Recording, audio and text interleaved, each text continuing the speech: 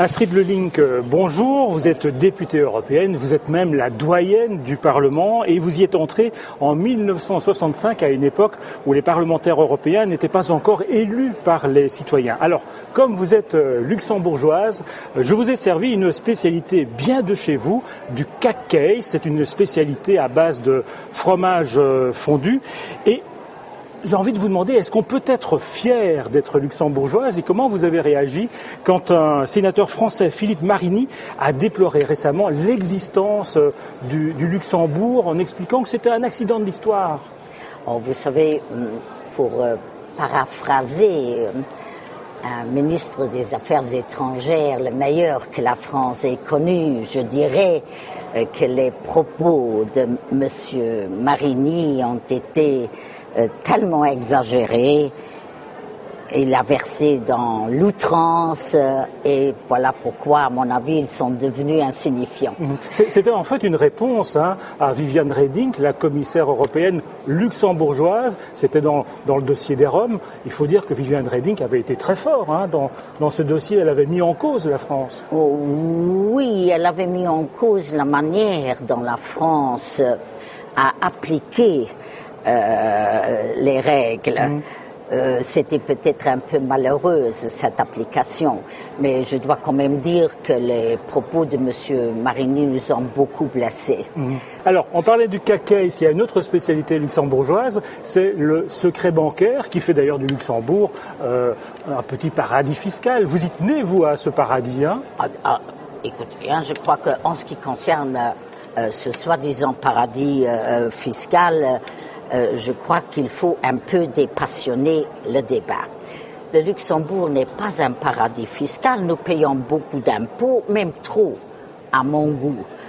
Et ceux qui veulent toujours plus d'impôts, des impôts confiscatoires, devraient savoir que trop d'impôts tue l'impôt. Ceci dit, en ce qui concerne la libre circulation des capitaux dans l'Europe, et si vous, Français, vous voulez placer votre argent en Luxembourg, c'est parfaitement légitime. Vous invitez tout le monde à placer son argent au Luxembourg? Ben non, je n'invite pas tout le monde à placer, mais vous le pouvez. Moi, je peux placer mon argent en France, je peux le placer en Allemagne, je peux le placer à Londres. Mais ce qu'il y a, c'est qu'ici, au Parlement européen, Madame Lelink, vous vous êtes opposé quand même à un rapport qui prônait l'échange automatique de toutes les données fiscales, bancaires et financières. Oui, Ça, vous étiez totalement opposé à ça. Non, nous sommes contre l'échange automatique tous azimuts, parce que nous avons une autre conception de la liberté et aussi de la protection de la sphère privée. Mais le Luxembourg a fait des accords avec tous les États membres, nous avons des accords et nous fournirons toutes les données bancaires sur vous, si vous avez un compte à Luxembourg, sur demande précise. Alors, je vous interromps parce que vous le voyez, il y a des petits parasites qui apparaissent et derrière ces parasites, quelqu'un qui va vous poser une question. On regarde.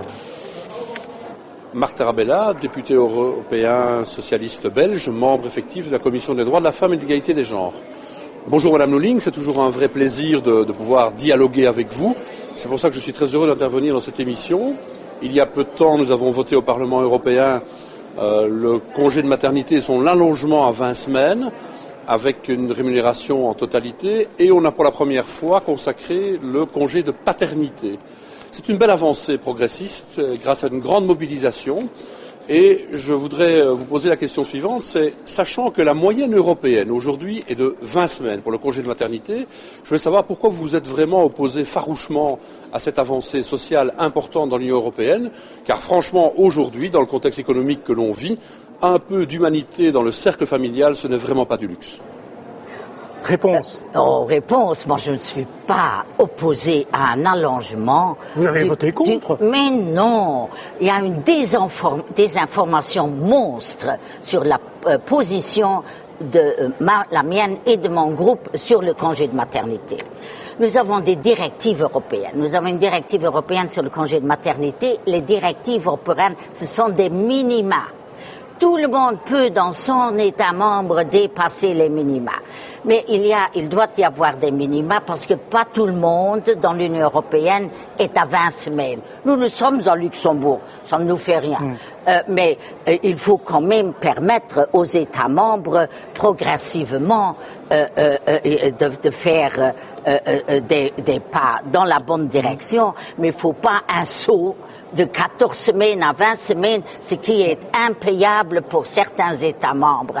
Il y a aussi des femmes qui ne veulent pas 20 semaines parce qu'elles trouvent que ça va trop loin, entre autres dans mon pays. Et nous avons le congé de maternité à 100% de salaire. Ça aussi, il y a beaucoup d'États membres qui n'ont pas ça. Vous ne voulez pas l'imposer à tous les autres pays. Mais nous voulons une directive qui soit réaliste.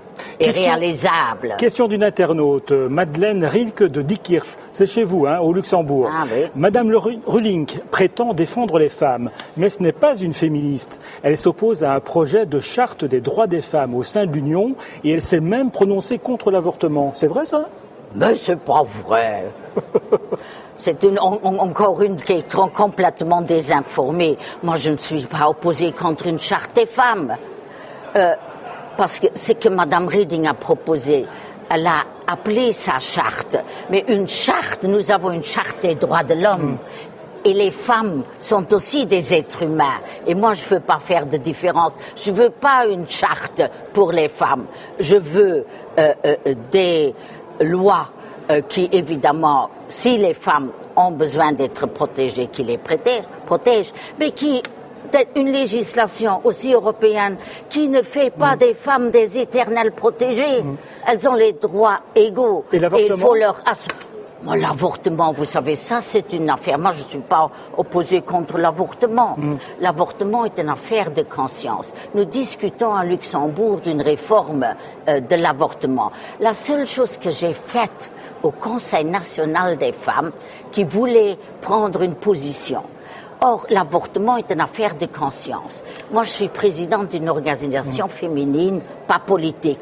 Et je ne peux pas prendre, au nom de mes membres, position pour ou contre l'avortement. Parce que cela appartient à chaque membre individuel d'être pour et contre. C'est une affaire de conscience et ce n'est pas par en haut qu'on va dicter qu'on est pour ou contre l'avortement. Madame Lulling, merci d'être venue au bar de l'Europe et si vous le voulez, on peut goûter ce fameux cake. Est-ce que c'est bon?